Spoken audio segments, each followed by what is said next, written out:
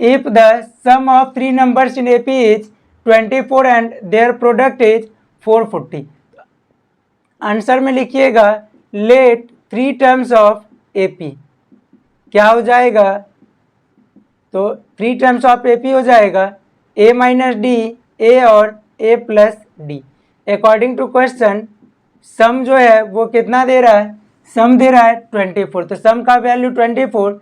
सम के लिए क्या लिखिएगा? A minus D plus A plus D equal to 24।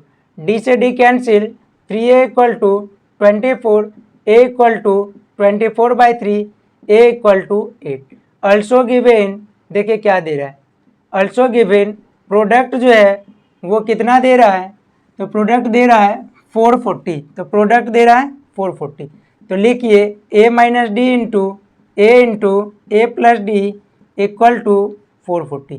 A का value 8 minus D into 8 plus D equal to 440।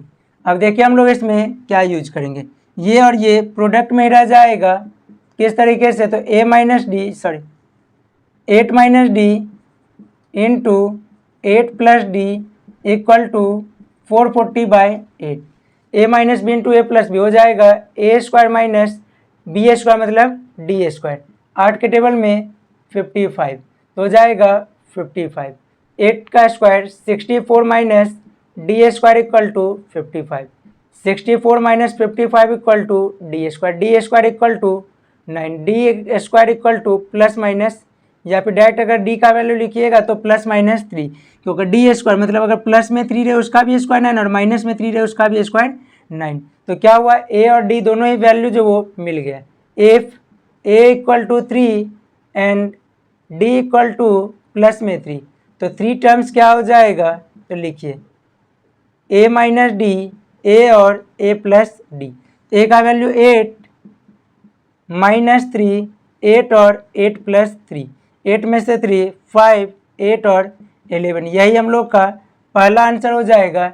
And if A equal to 3, D equal to -3, तो 3 terms क्या हो जाएगा?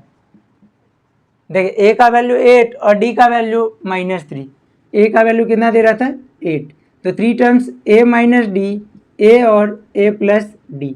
A का वैल्यू 8 माइनस -3, 8 और 8 प्लस -3, तो हो जाएगा 8 प्लस 3 11, 8 और 8 में से 3 जाएगा तो 5।